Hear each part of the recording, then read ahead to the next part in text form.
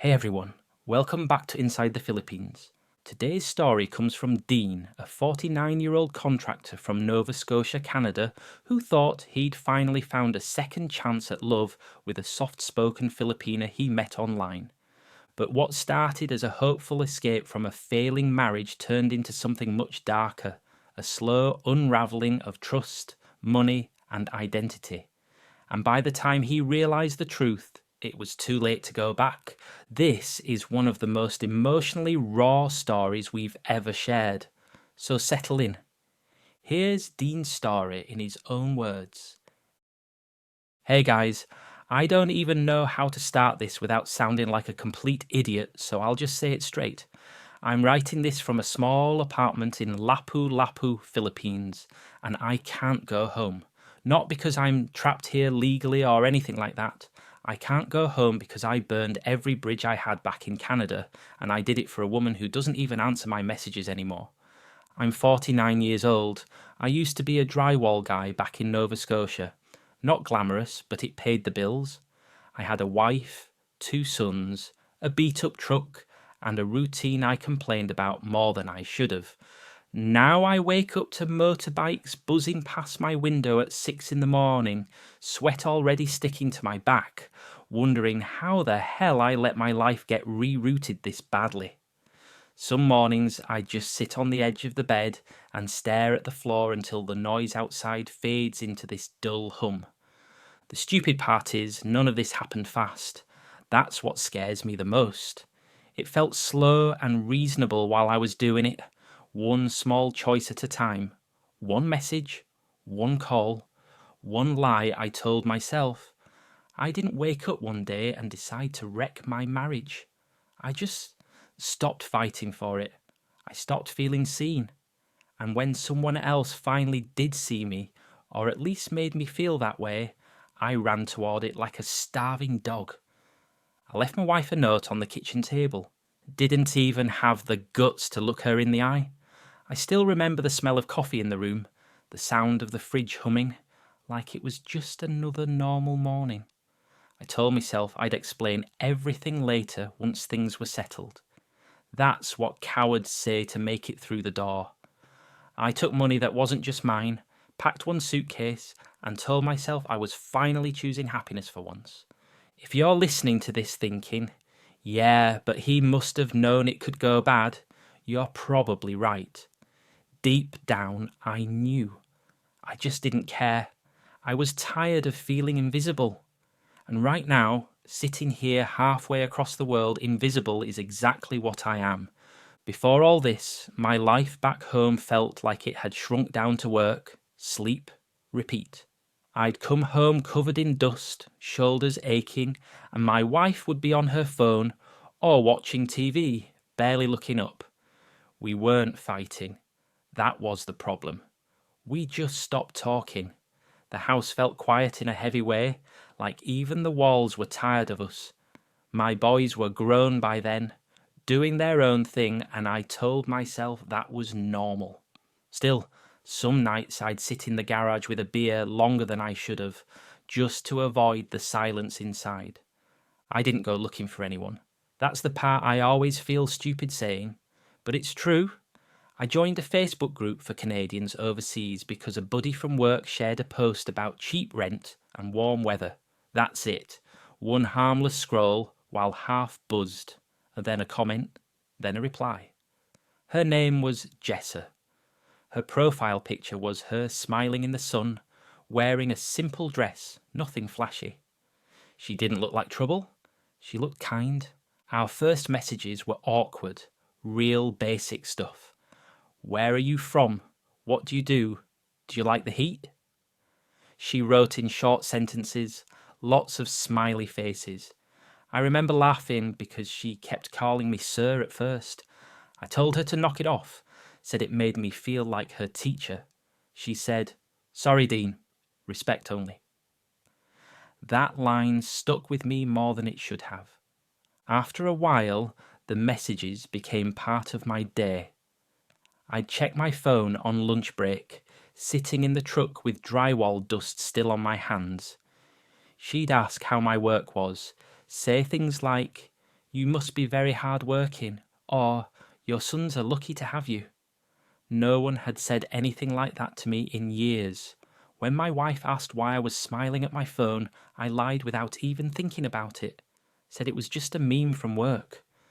At night, Jessa would call, the sound of roosters in the background, dogs barking, kids yelling somewhere off screen. She'd sit on a plastic chair outside her aunt's house and tell me about her day, about how life was hard, but she stayed positive. I'd listen, nodding like she could see me better than she actually could. Sometimes she'd say, "You are different from other men." That one went straight to my head. Looking back now, I can see how lonely I was. At the time, I told myself I was just talking to a friend, someone who listened, someone who made me feel like I mattered. I didn't call it emotional cheating. I called it surviving.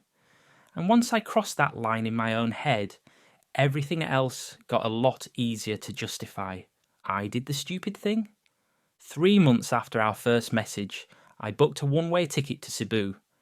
I didn't even tell my wife I was leaving. I packed while she was at her sister's place and left the note on the kitchen table. "I need something different," it said. "I'm sorry." I took 28 grand from our joint savings. Not all of it, but enough to piss off a divorce lawyer. I told myself it was half mine, but deep down, I knew I was stealing. Still, I walked into that airport with my head high, telling myself I was chasing a new beginning. Jessa had said I could stay with her family at first, then we'd get our own place. "We can build our future together," she wrote. "Just us. Simple life." When I landed at Mactan, it hit me how far I'd actually come, in miles and in logic. The air was thick, like walking into soup. Everything smelled like fried oil, exhaust, and coconut. But there she was, Jessa, holding a tiny pink umbrella, wearing a yellow blouse and jeans, smiling like she hadn't just rearranged my whole life. She was even prettier in person, shorter than I thought, but something about her made me feel young again, or at least like I still mattered. She hugged me shyly and said, "Welcome, my Dean." Just like that, like I belonged. We stayed in a small beach resort for the first week. It wasn't fancy, but it had aircon and a view of the water. We ate grilled fish by hand, drank San Miguel, watched karaoke contests at night. It felt real, simple. I kept thinking I did it. I actually found something good. But toward the end of that first week, the story started. She told me her aunt had diabetes and couldn't afford insulin, that her younger sister was falling behind in school because they didn't have enough money for a tablet. She didn't ask me for anything, not directly. She just cried one night, head on my chest, saying she felt helpless and wished she could do more for her family. I didn't even hesitate. I offered to help. She looked at me like I'd given her the world. So I started paying. Just a little at first. A few thousand pesos here, a grocery run there, a new phone because her old one kept freezing, then a small motorbike for her cousin to do deliveries. And I kept telling myself it was okay. I was investing in us. This was part of building a life together. And every time I felt that twinge of doubt, she'd look up at me with those big brown eyes and say, "Thank you, my Dean. You are my blessing." Funny how fast you can forget what a red flag looks like when you want something to work so bad. I kept telling myself it was love. I needed it to be love. I mean, what else could justify everything I'd given up? We moved into a small apartment in Lapu-Lapu. 2 bedrooms, tiled floors, a little balcony that faced a row of banana trees and roosters. I paid 6 months' rent up front because the landlord gave a discount for foreigners who paid in cash. I didn't think twice. Jessa cooked breakfast every morning, usually fried eggs and rice, sometimes dried fish that made the whole place smell like low tide. She'd hum while she washed dishes. I'd sit on the balcony sipping instant coffee, telling myself this was the peace I'd been looking for. But things started to change. At first, she'd sit close to me while we watched TV. Then she started sitting on the other end of the couch. Then she started saying she was tired. A lot. She started sleeping in the other room, said I snored too loud, and it gave her headaches. Just for tonight, she said. But tonight became every night. She stopped taking selfies with me, stopped posting about me online. When I asked, she said, "Too many jealous people. They try to ruin what we have." I wanted to believe that. God help me, I needed to believe that. I tried to talk to her about it once, about us, the distance growing between us. She looked me dead in the eye and said, "You don't trust me." That flipped something in me. I felt like the bad guy, like I was the one being unreasonable. So I shut up. Meanwhile, the money kept flowing. She said her aunt's medicine ran out again. Her sister needed tuition. Her cousin's bike broke down. One day she said our fridge was too small for real cooking, so we got a new one. She never asked angrily, never demanded. She just let me fill the silence with solutions. And I did, because every time I handed over the cash or swiped my card, I thought maybe, just maybe, she'd come back to me. Emotionally, physically, whatever. But instead, she pulled further away. Every thank you sounded more like routine. Every smile, more like a mask.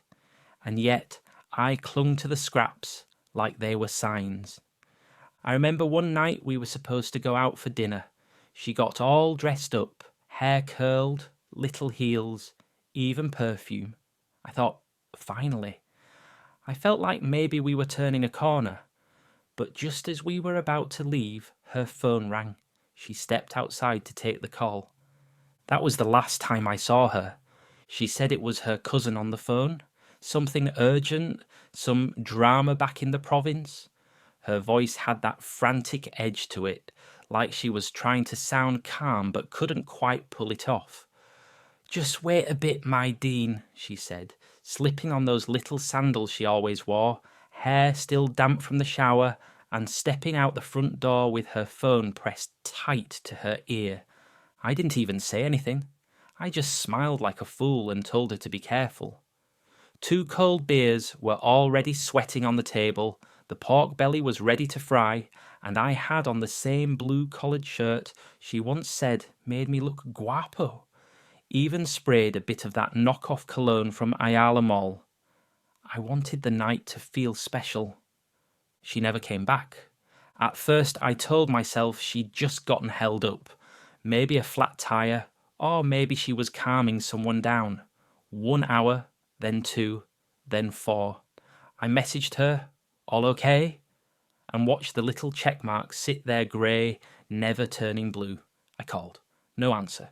Again. By midnight, the beers were warm and untouched. The pork belly was still sitting on the counter. I kept looking out through the curtains at the streetlight, like maybe I'd see her figure walking back up the path. Around 3 a.m, I finally laid down, but I didn't sleep. Just stared at the ceiling and listened to the dogs barking somewhere off in the dark. At sunrise, something in me cracked. I walked into her room, and that's when I knew.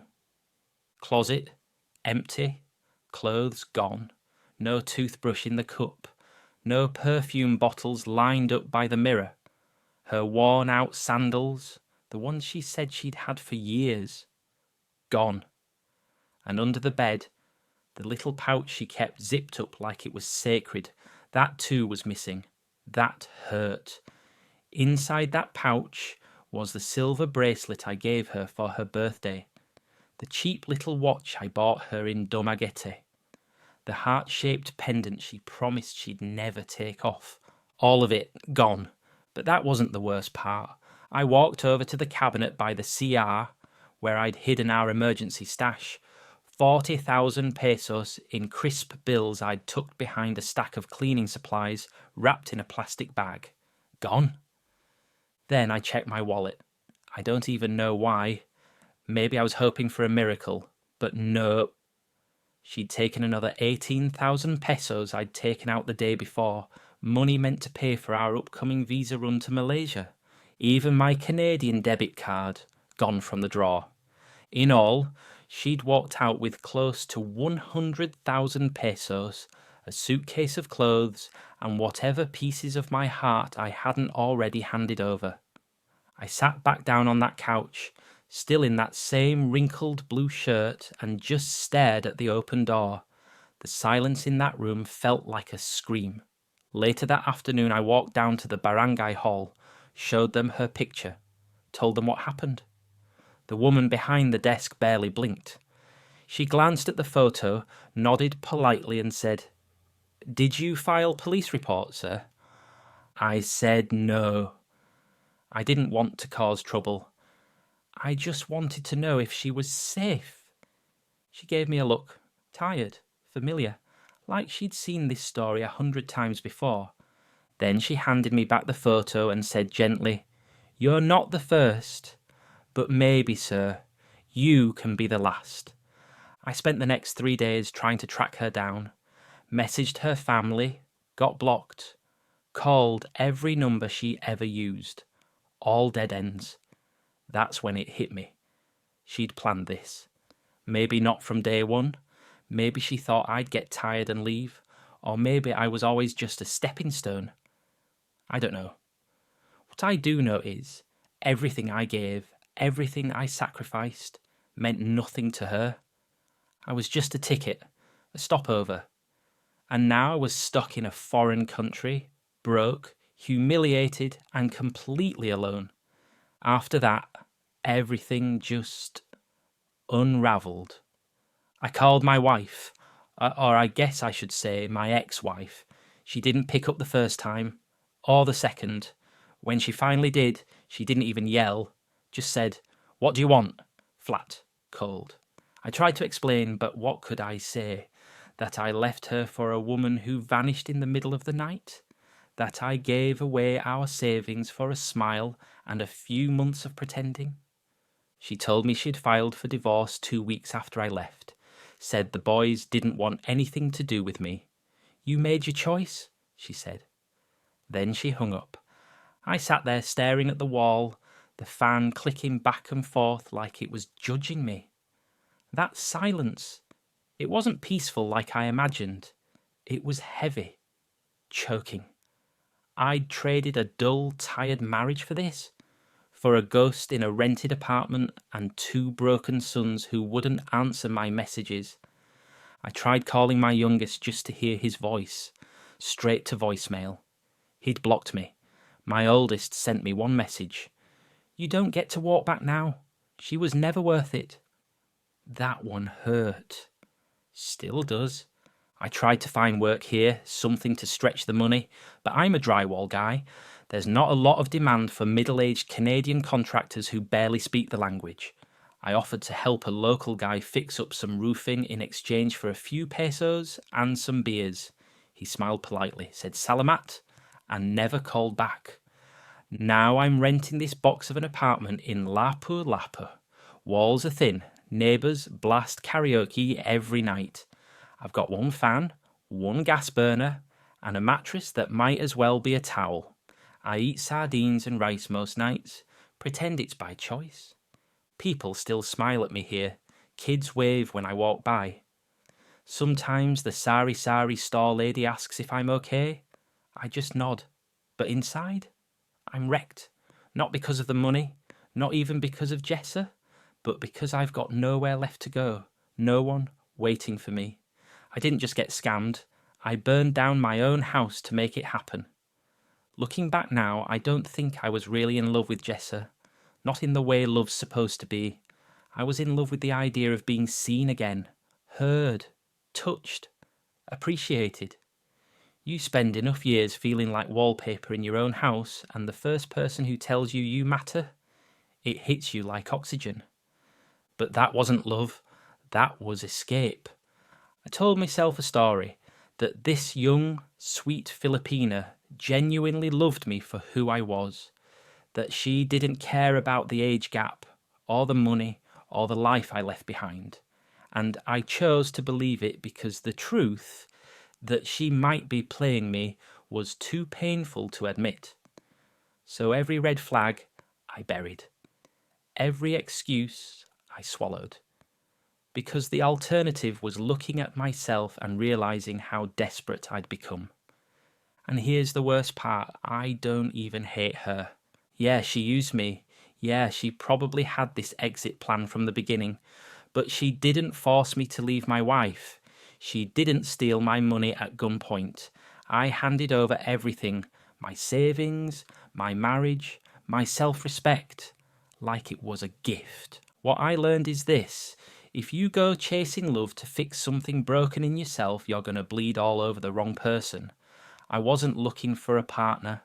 I was looking for a lifeline. And I grabbed the first hand that reached back without checking if it was real. I don't blame the Philippines. I don't even blame Jessa anymore. I blame me for needing so badly to feel wanted that I threw away everything I had just to hear the words, "I love you," from someone who barely knew me. You live, you learn, but sometimes you learn too late. It's been 5 months since she walked out that door and I haven't heard a single word from her. No message, no apology, no explanation, nothing. Sometimes I wonder if she's back in her province, living off what I gave her, or if she's already moved on to the next foreigner who thinks he's special. Maybe she's got a baby now. Maybe she never even thought about me again. I used to check her social media, but she deleted everything, or blocked me. Either way, she vanished like I was never real. And in some ways, maybe I wasn't. Since then, I've met someone else, another Filipina. She works in a car area down the street, always greets me with a smile, brings me extra rice even when I don't ask. She's kind, simple, nothing flashy. She asked me to have coffee one afternoon. I said yes. We sat there, small cups in our hands, sun beating down, dogs barking in the distance, all the usual noise. She talked about her life, her dreams.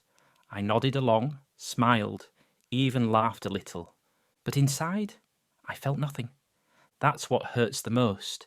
It's like whatever part of me used to hope, used to trust, just doesn't work anymore.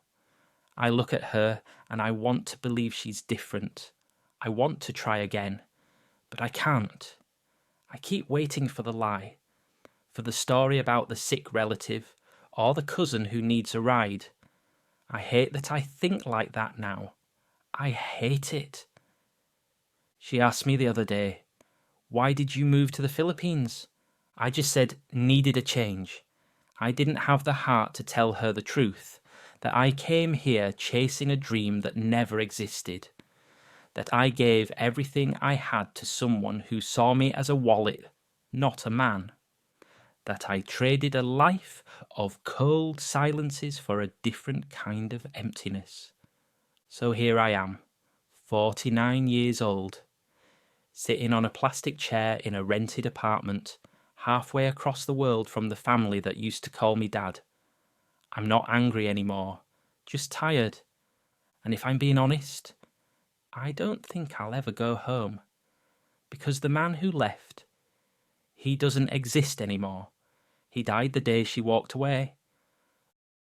That was Dean's story, a cautionary tale about love, loneliness, and the price of believing in something that was never real.